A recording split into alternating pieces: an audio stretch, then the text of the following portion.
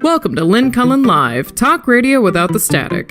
Email your questions and comments to Lynn at pghcitypaper.com. And now your host, Lynn Cullen. Hey there, welcome to the show. It's November 3rd, 2021. We're starting late because we had a mucked up earlier attempt. I hope some of you are still out there. As a matter of fact, it would be helpful to me if you let me know if you can hear this, because we were going happily along earlier and thinking everything was okay until a few of you let us know that, in fact, you were hearing nothing. So I do need to get, assuming there's anybody left out there, can you at lynncullenshow@gmail.com, if you can just let me know if you're hearing me, because I'll be damned if I'm going to start this all over again for a second time and nobody's listening. Okay? It was odd because I had a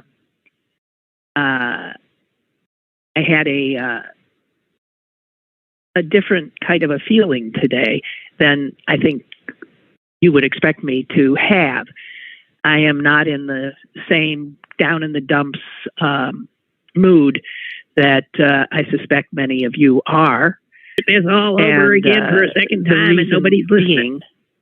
That I just decided to take care of myself. I mean, so I'm up. Milton, thank you. That's all I needed to know.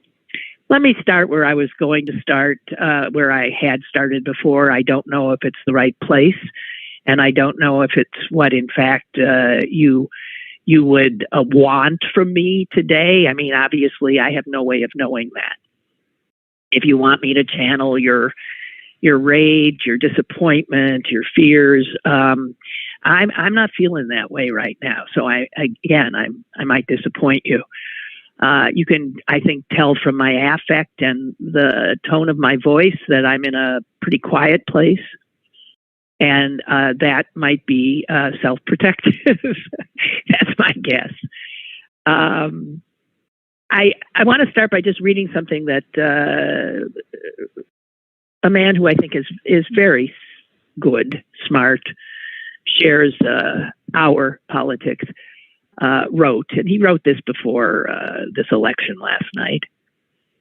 I still don't know how to pronounce his name. Robert Reich, former Labor Secretary under Clinton, Harvard professor. And as I said, he didn't write this about last night, but he wrote it.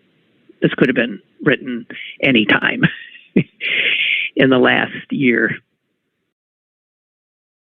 And I just want to share it with you because it hope will provide a measure of perspective.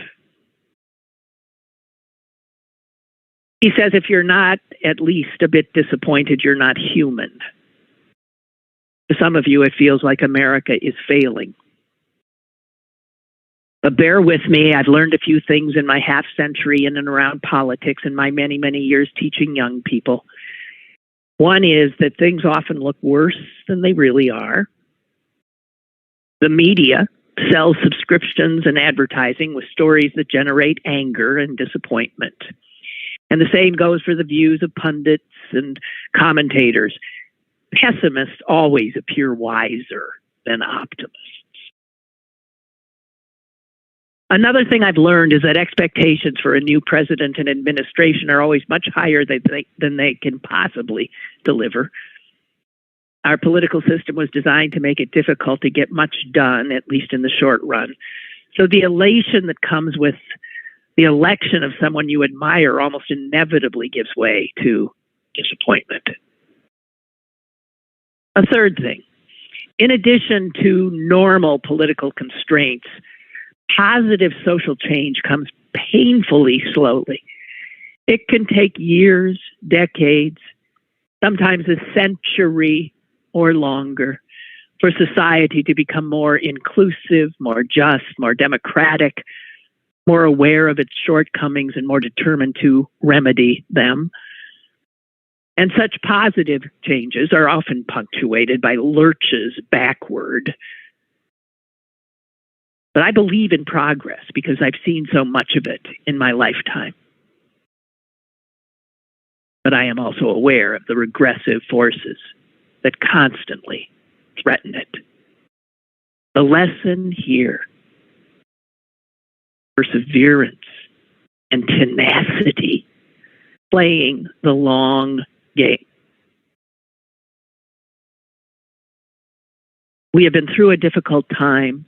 We wanted and expected it to be over. Challenges overcome, perpetrators brought to justice, pandemic ended, nation healed, politics transformed, but of course, none of that. The larger goals we are fighting for continue to elude us. Yet we must continue the fight. If we allow ourselves to fall into fatalism or wallow in disappointment or become resigned to what is rather than what should be, we will lose the long game. The greatest enemy of positive social change is cynicism about what can be changed. I don't know if that provides you any measure of comfort. I suspect not, because it's not that he's offering anything but hard work. And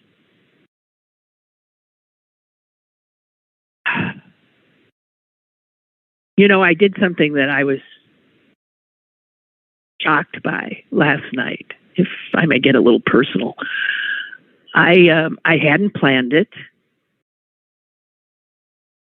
I, was doing what I always do on election nights, sort of watching the clock when the polls close, when I could maybe start getting some information. And then I don't know what happened. I thought to myself, why do you need to know immediately? What is it going to do something good for you? Or could you have a pleasant evening and wake up in the morning fresh, not having your sleep been, in any way altered by whatever you've injected from media, and tomorrow morning, all those numbers will be there. The news will be the news. It will be no different, except that you won't have lived through the drama that our media provides. You'll just cut to the chase. Who won? Who lost? And then you can dig into whatever numbers you yourself are interested in, and you can spare yourself. You can spare yourself this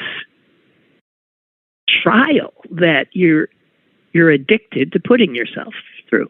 It's not like I thought all that, but that's clearly what was happening in my head. And I, again, without any senses, this is what I'm going to do, I just did it. I just did it. I watched a movie. I walked my dog. I watched a movie I'd seen before a long time ago, Cinderella Man. Russell Crowe, Renee Zellweger. It's a good movie. But I want to talk more about that later, too. And then I went to bed at a reasonable hour, blissfully ignorant.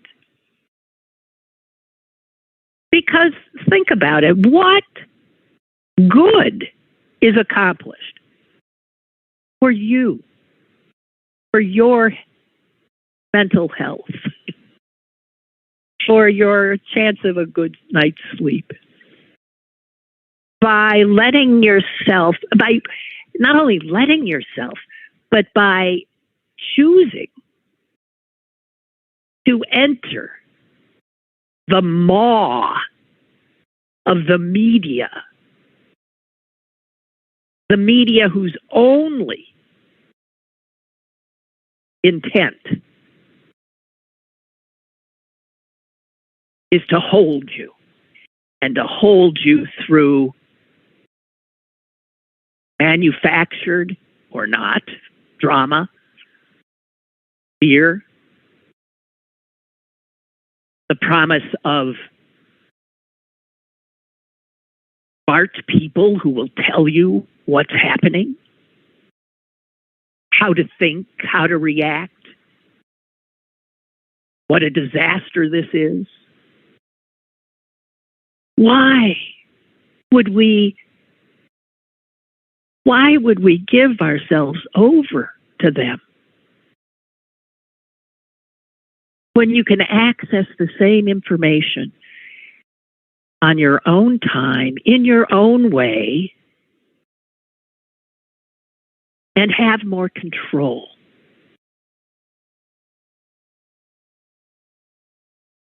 It worked so well for me last night. You hear my voice. It's not the voice of, the ranting. I feel pretty good this morning. Now, right, I still might be, in a defensive kind of a mode. But when I took in the information, when I woke up, it was like, it was a lot different than if I'd watched in that addictive way that so many of us do. The blow by blow, the pundits, who I have to say, I have grown so weary of. I want us all to move toward trusting ourselves more. And pulling ourselves away from this machinery that keeps us in such a state of anxiety. We'll be better for it. We'll have more energy to do the work that Robert Reich says we have to do. We know we have to do. Clearly. So that is, I know it's not the takeaway that you would expect from me, but it's the takeaway you're getting. I feel it in my bones. I am starting to make a change. And that is to take more control of who gets into my head. I'm not alone in doing this. I have a dear friend who I know is struggling in the same way. Very engaged political friend. But she realizes that she's no good to anybody in her life or to the cause, whatever it may be, if she is so exhausted by how corporate entities bent on making lots of money want us to experience our lives. Think about that. I'm sick of it. I don't want them having me be just another person who jumps when they say jump, who freaks when they say freak.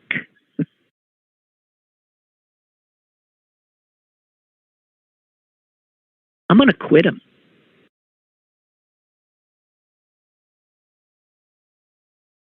I've been a news junkie all my life, since I was a kid. I was the odd kid who read Time and Newsweek cover to cover when I was like 9, 10, 11. Fascinated. And I still am. But I want to acquire that information on my own.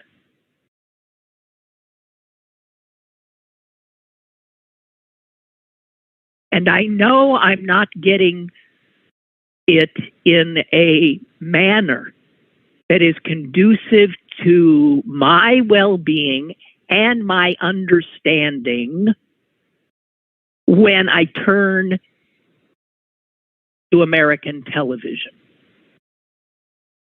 and often to American news papers, even the biggies, because they're all in the same game. And I think they all seem to, in a certain way, have lost their place or are showing they do not have the courage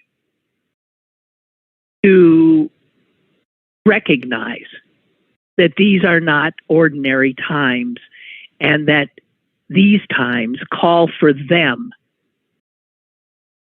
to up their game, to engage in courageous behavior. There are not two sides to every story. There are not two sides to every story.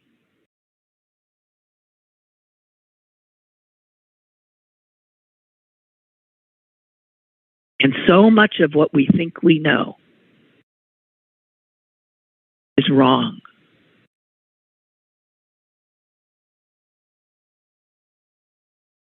Was to be the information age. We know that's not true. It's the exact opposite.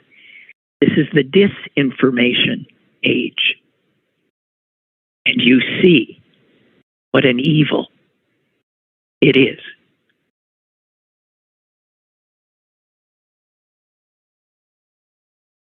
I'm going to strive mightily not to be distracted by the latest shiny new object. I'm going to strive to take care of myself so that I can do whatever I can do to move things forward. I am done with media as I have consumed it. I am done.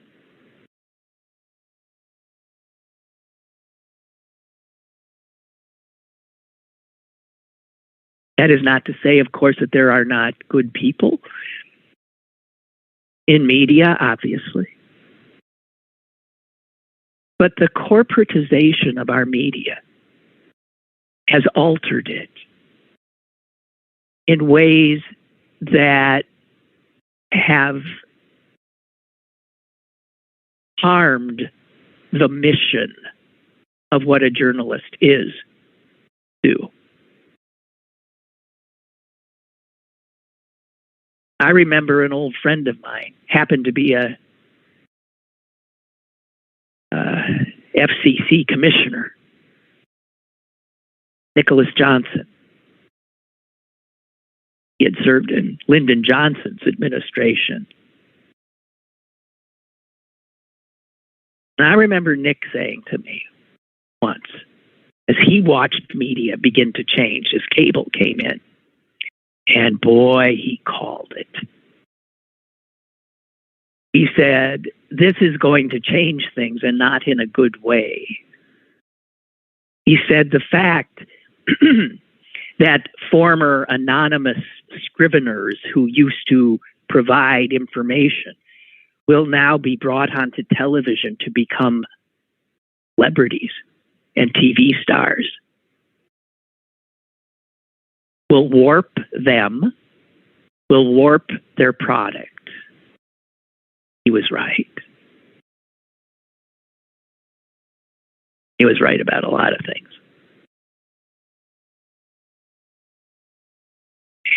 So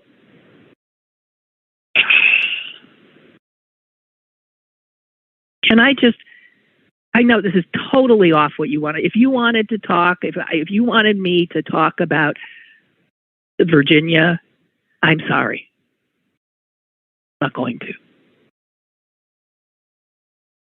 If you want me to point fingers and say, should have done this, they didn't do that, I'm not going to do it. For one thing, I don't know. I don't have the answers. Nobody does. If they did, I don't know, it'd be different, wouldn't it? I know some things. I know that, well, I don't even want to get into it. I'm sorry. I mean, obviously I have some takeaways myself. I just don't feel like talking about them. Because again, where does it get us? What is the purpose? Can we pull ourselves out of what has been created here, this environment that we live in, which is so destructive to our communities, to our livelihoods, it's inserted strife in families and friendships. I don't want to be part of it. And I know it's going to be hard for me to pull out. I mean, this is not going to be something, this is going to be one day at a time stuff, right? But I saw just from last night what a wise, inadvertently wise thing I did.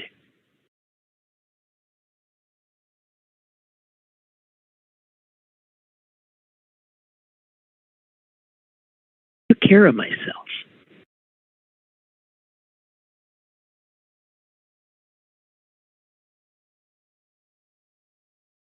So now I am going to digress into something that, again, you had no one would suggest that this is what I would be talking about today.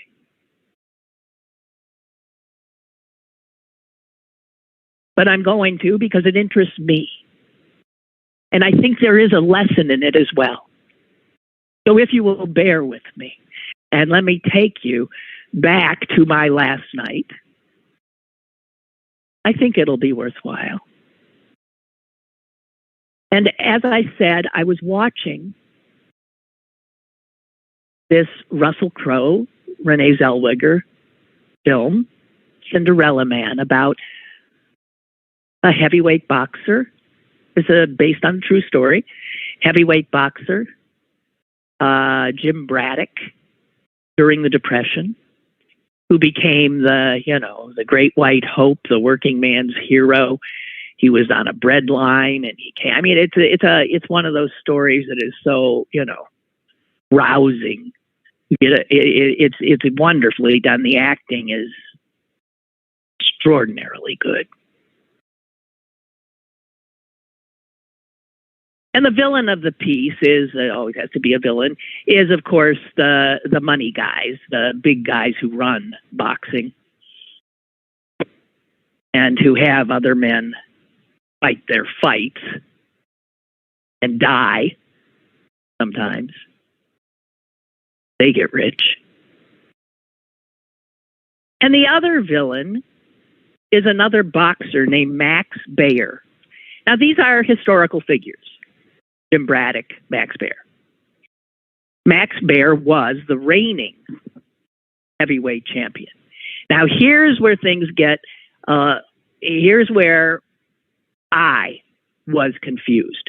Because as I watched the movie, my sense of who Max Baer was that he was a German boxer.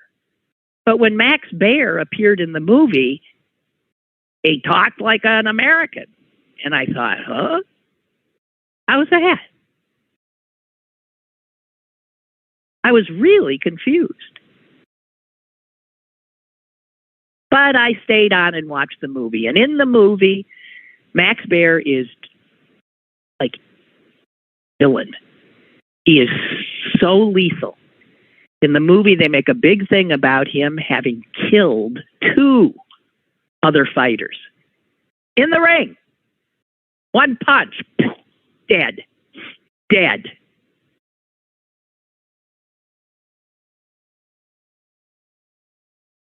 And after the movie was done, because of course Braddock beats him. After the movie was done, I went to social media and sought out Max Baer because clearly he wasn't German. And I couldn't figure out where the hell I'd gone wrong.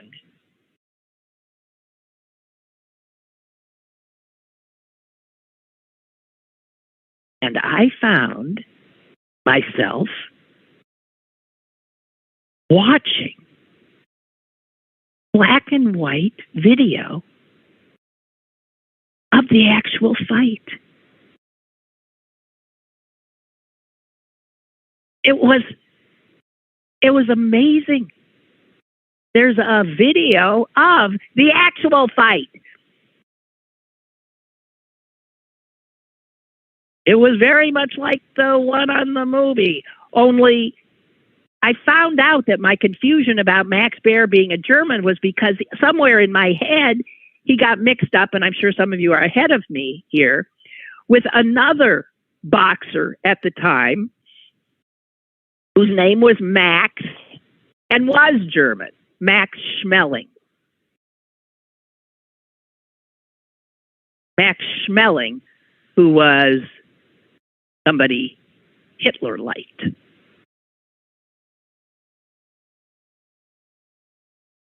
So there was that. It turns out Max Baer was born in Nebraska. He wasn't German. Handsome, and sort of he had a showman spirit in him. He taunted like Muhammad Ali did. He taunted other fighters in the ring. He had a variety show.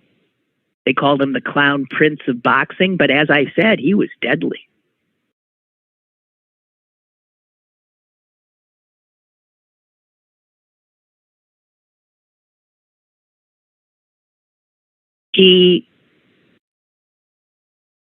I don't know about the second person. Cinderella Man says he killed 2 in the ring. I do know that in 1930, he did kill another fighter, a guy named Frankie Campbell, who died the following day. Max Baer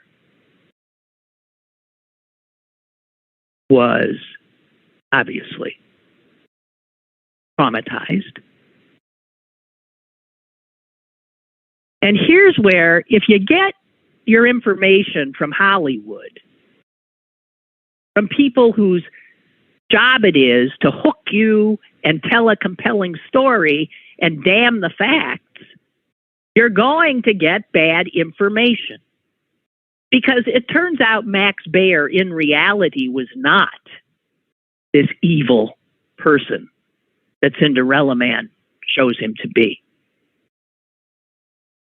And after the other fighter died, Baer spent the rest of his life providing financial support to that man's widow and his children, paying for college for his children. He became known as extraordinarily generous.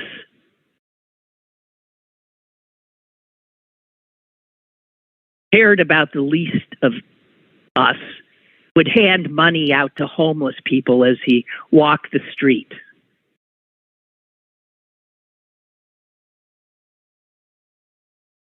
And then, And all this is before Cinderella Man.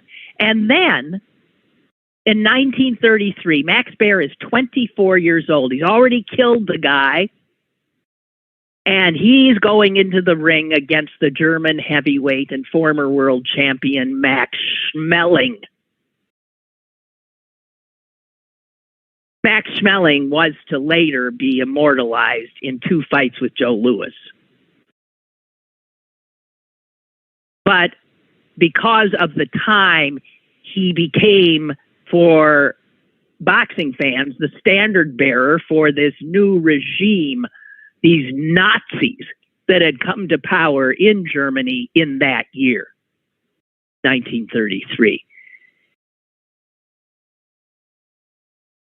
And in 1933, in Germany, any Jews who were in the boxing game were purged.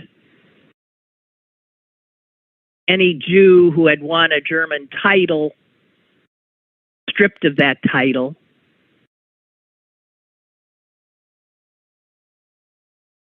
Jews were out.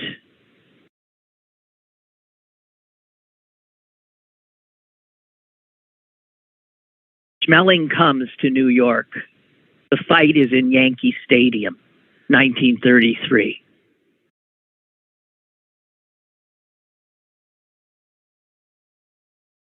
And when Max Baer, this 24-year-old, enters the ring, he's wearing black trunks with a huge white Star of David on one leg.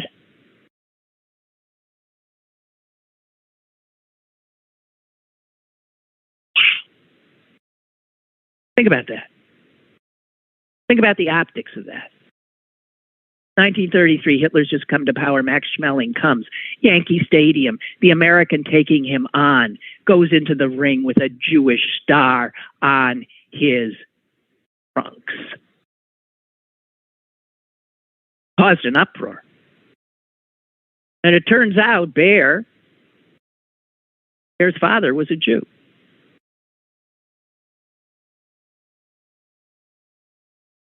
He was not raised a Jew. He was not technically a Jew, because his mother was not a Jew. And as one boxing trainer said, I saw him in the shower. He isn't a Jew. Meaning he'd never been circumcised. But Max Baer said this, 24 years old. My father is Jewish and my mother is Scotch-Irish.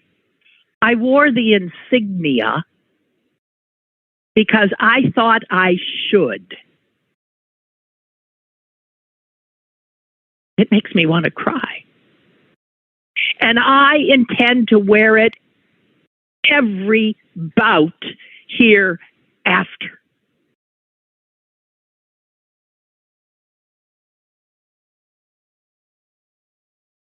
So when I came upon the video, the actual video of the fight that Cinderella Man is based on, the thing that freaked me out, and I thought it was some kind of a joke that somebody had, like, because at the I still thought Max Baer was German, and there he is, the real fight, and he's got this huge Star of David while he's fighting Jim Braddock. The movie doesn't have that in it.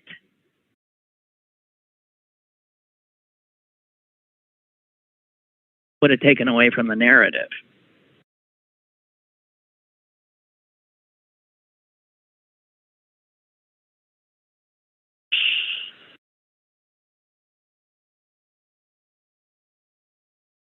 He knocked him out. He knocked Schmeling out. Then he won the heavyweight crown. And he lost it a year later. This Irish-American Jim Braddock.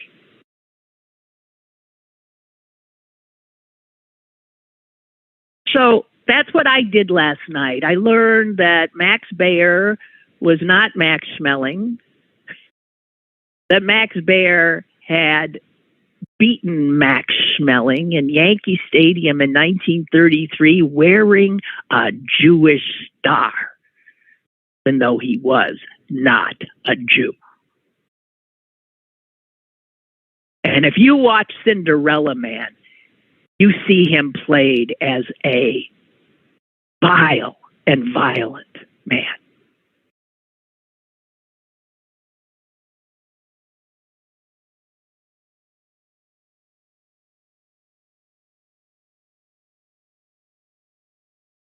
So that's what I learned last night. And somehow it all seems,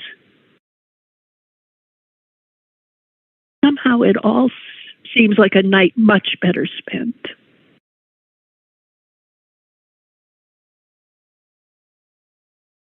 And yes, a number of you are writing me and saying, his son was Jethro on the Beverly Hillbillies. Yes, he was. Max Baer Jr. And you know what's odd about that? It just occurred to me that my friend, the former FCC commissioner, the love of his life was the actress, why am I blanking on her name, who played Max Baer Jr.'s wife on the Beverly Hillbillies. What was her name? Because she was, I learned all this from Nicholas Johnson, the FCC guy. She was at the time also the head of the Screen Actors Guild. She was a union maid, smart as a whip. So isn't that odd? Here I am talking about Max Baer, television, and pulling away, and the old acquaintance Nick Johnson comes into my head, and now we're back to all ties together. Oddly. Oddly. Yeah, so he was Jethro on the Beverly Hillbillies, and I'm blanking on her. Gigi writes, bravo for you. I, too, have been a news junkie my entire life, reading Time and Newsweek and the local papers from the time I was a kid. I now get most of my news from NPR and reading stories I select to read from various newspapers. I no longer watch MSNBC, and I used to watch it every night. Good for you. But they are no different than the other networks. You are correct. It is all about incitement. I did not watch any election coverage, and though I did hear some of the results, I'm not riled up about it. I'll take a good book over the insane media any time. Thanks for persevering to do the show today. Have a good weekend and some good time off. Thank you, Gigi. Yeah, for those of you who didn't hear it, I will take next week off. I'm going to be traveling, assuming I finally just totally get rid of this throat, which isn't quite right yet, but I'll be traveling to Green Bay to spend time with my mom. And in the course of the travel and getting organized, I'm just going to take the week off. Okay. But I will do the show from Green Bay after that week.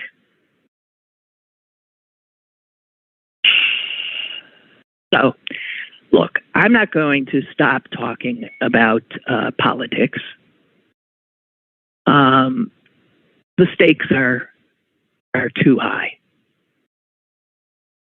as we know. They are huge. And the indicators from those elections last night are, sobering. But don't let those networks, I don't care which one you think is the one, CNN, MSNBC, Fox. They are all in the same business. Well, I'll pull Fox out of that. Fox is in a realm of its own.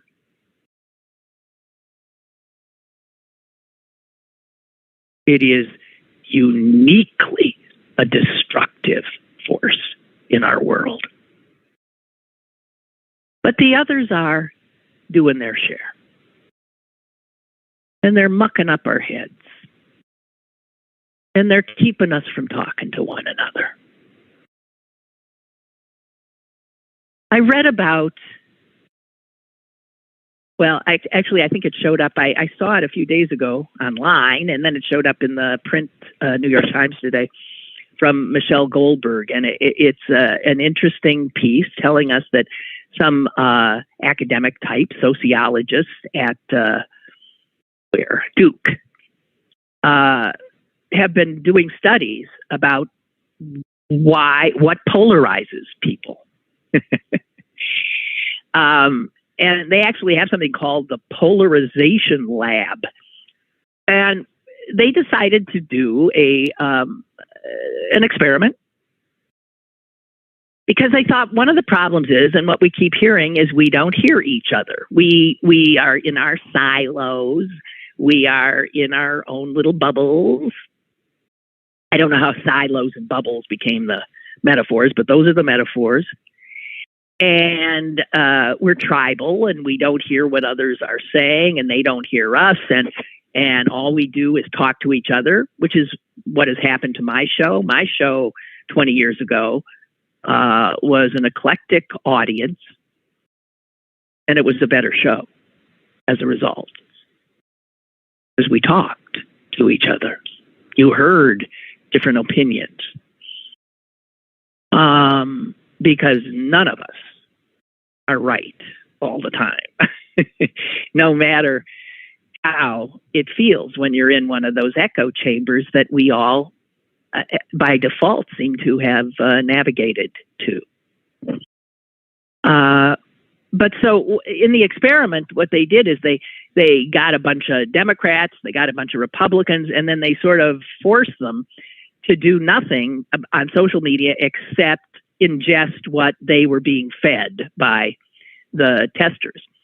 And what they did is they thought, hey, if Republicans can only see Democratic talking points, then maybe, we'll take them away from their usual and they'll open up and they'll see that and they did the same to the Democrats. They gave them a steady diet of the Republican points of view. And then they went to test them later about what had happened to their politics. They had assumed that they would have been ameliorated a little bit because they had been introduced to another point of view. That's not what happened at all. In fact, not a single test subject, moderated his or her views. In fact, here's the author of the report, Republicans in particular became much more conservative when they followed just the Democratic information.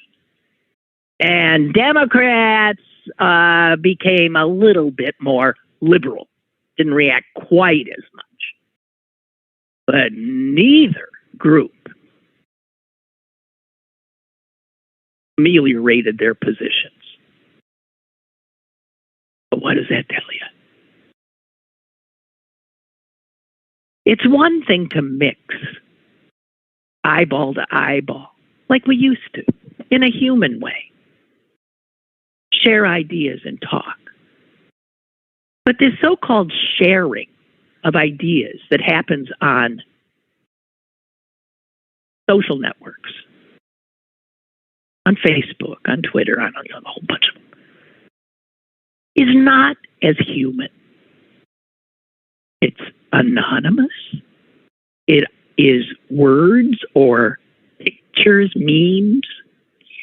It has the intent not of informing, usually, or of broadening one's perspective. As we know from the Facebook papers and all of that,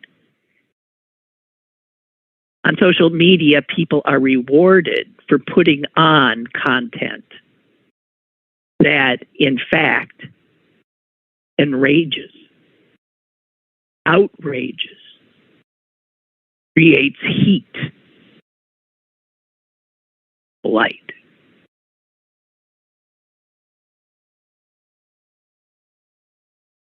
And so when we see that as well, I'll just quote Goldberg here.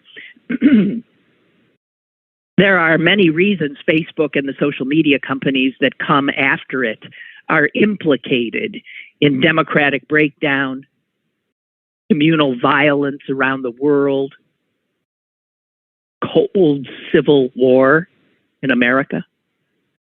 They are engines for spreading disinformation and algorithmic jet fuel for conspiracy theories. They reward people for expressing anger and contempt with the same sort of dopamine hit you get from playing a slot machine.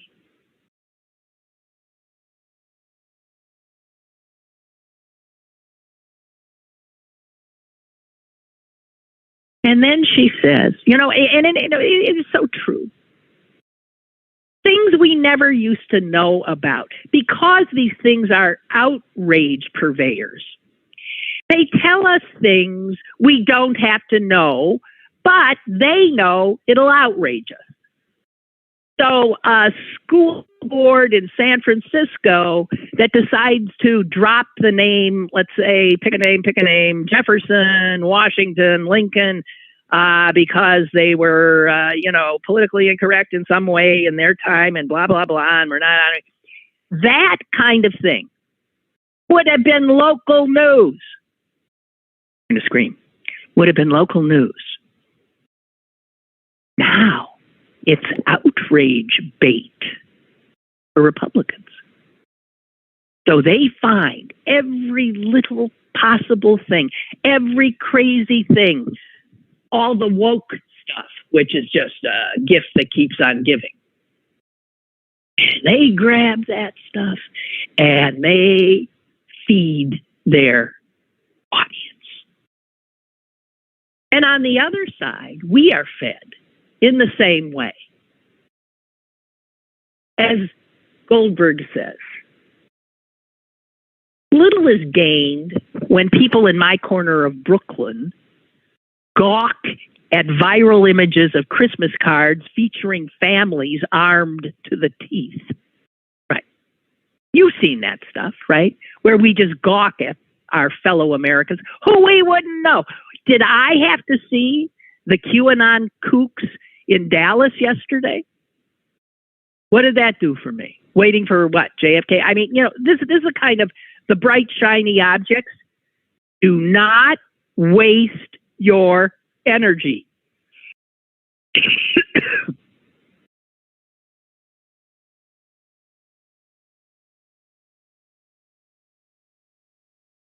And Goldberg says this, and man, truer words were never spoken.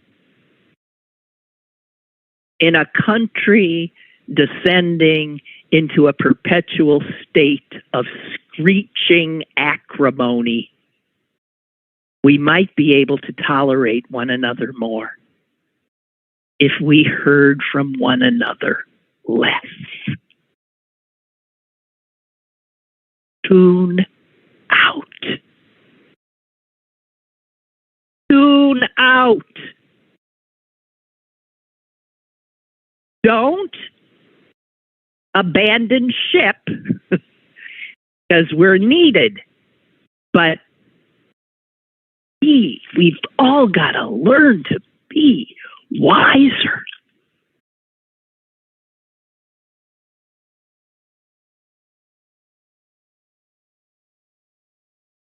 And I really think working at the local level is a very, very, very good idea.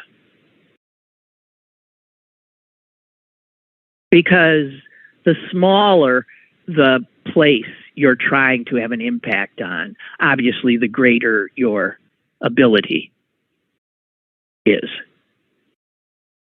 And in as much as we can make change and grow coalitions and reach out to others, that we don't need, that to be some huge social media thing.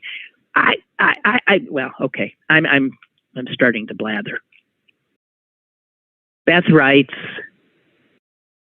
kudos to you for shutting it down for a while. During the past administration and COVID, we would not watch or read the news on the weekends. We needed to do this just for our own sanity. Because of our current work schedule, we have found ourselves turning out of the news more and more. There's a part of me that feels guilty for not watching, reading, paying attention, because this is something that has been ingrained in me since I was very young. I knew of political figures before I knew of action figures. Yeah. But I have that other part of me that tells myself that this is no longer news, but entertainment, corporate owned, right-wing, left-wing infomercials, and I'm not giving my blood pressure and mental health to it anymore. Here, here, here. Here, here, here. Thinking of Bob Dylan, we're only pawns in their game. You don't have to be much of a pawn. You do not have to be. You do not have to play the game. You will be in a minority. But haven't you been in a minority most of the time?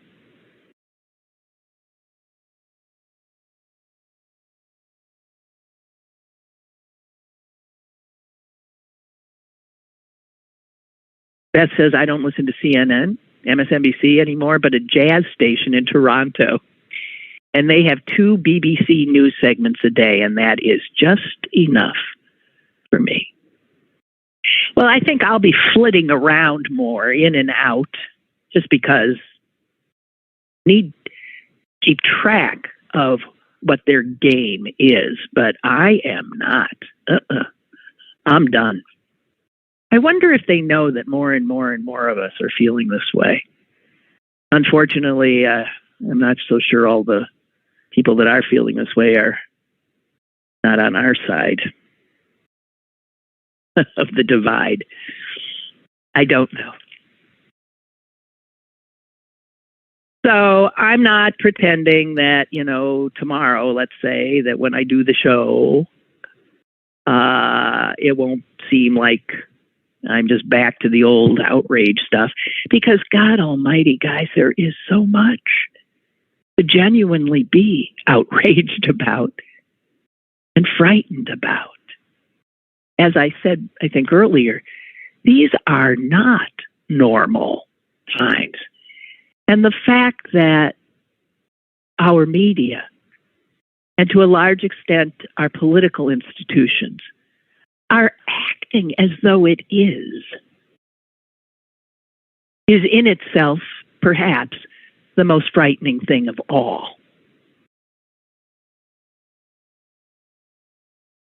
I have to tell you, I'm sure I've done it before, and I'm not the only one who's had this epiphany in the last few years.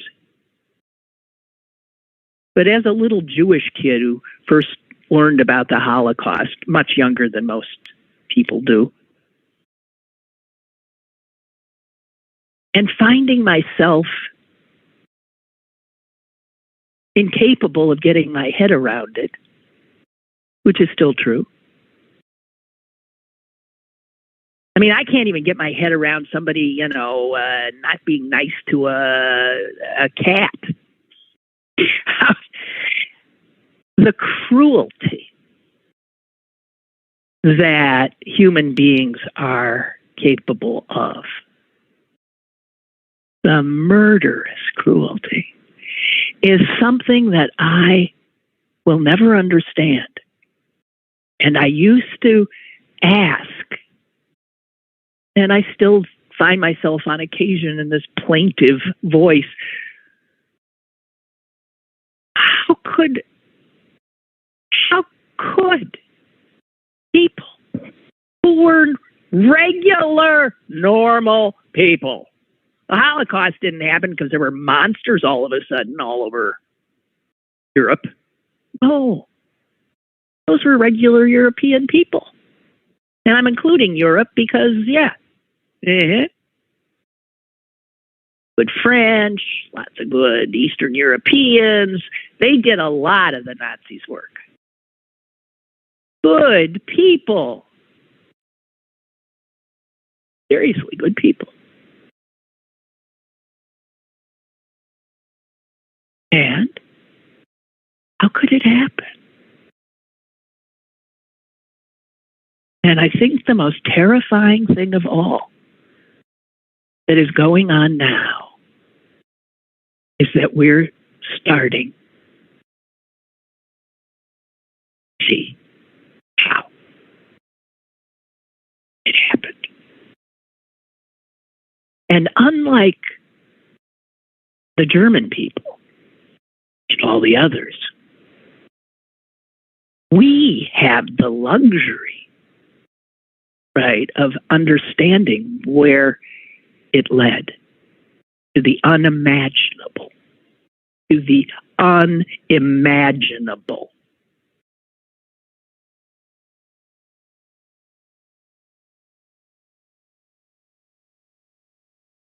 And we sit and act as if somehow these are normal times in any way. We are seeing the same thing play out with the acquiescence of corporate media,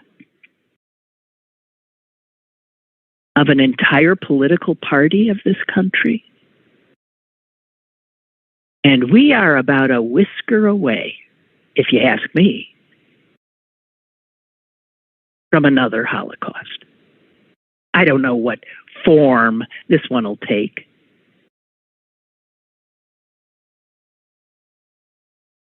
But it'll be white people perpetrating it. That I know. And it'll be black and brown and Jews and Muslims and gays and trans and all the people who these white people suspect we're not going to have an easy go.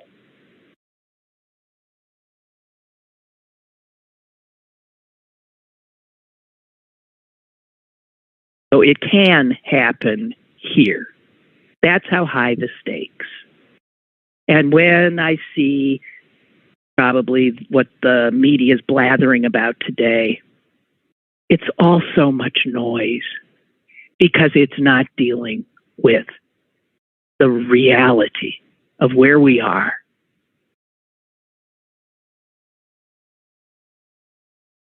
And the lack of leadership.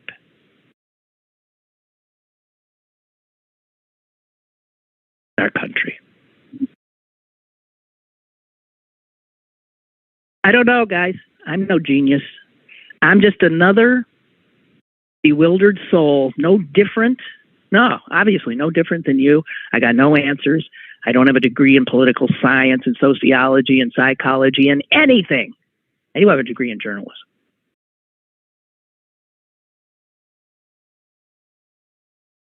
But I have eyes. I have a heart and I have a brain. And I'm trying to use them. And they're bringing me to an unwelcome place. They are. But I see that in order for me to make any difference, got to pull out of this maelstrom media. That means social media. That means traditional media. Because it is not there to help. It is a big, huge part of the problem.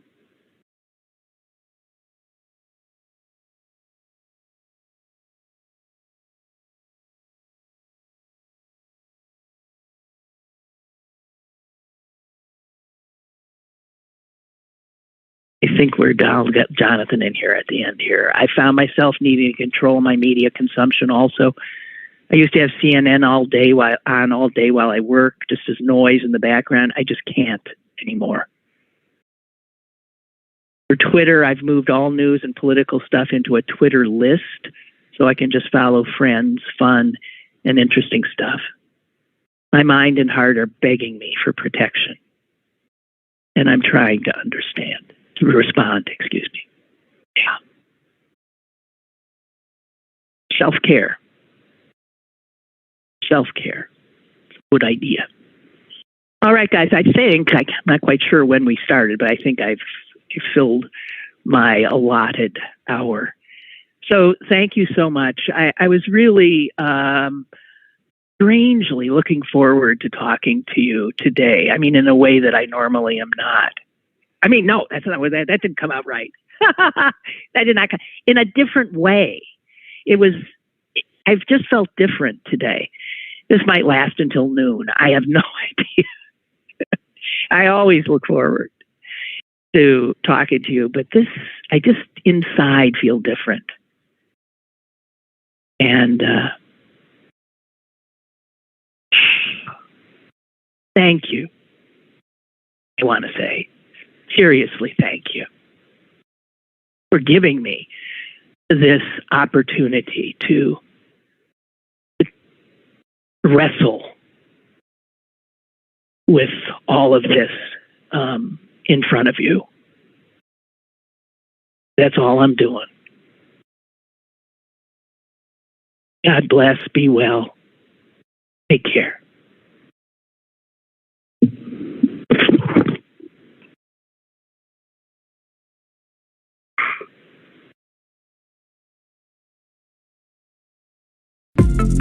Lynn Cullen Live, Monday through Thursday from 10 a.m. to 11 a.m. and archived at pghcitypaper.com. The opinions expressed on Lynn Cullen Live are those of the host and do not necessarily reflect the viewpoints of Pittsburgh City Paper or its advertisers.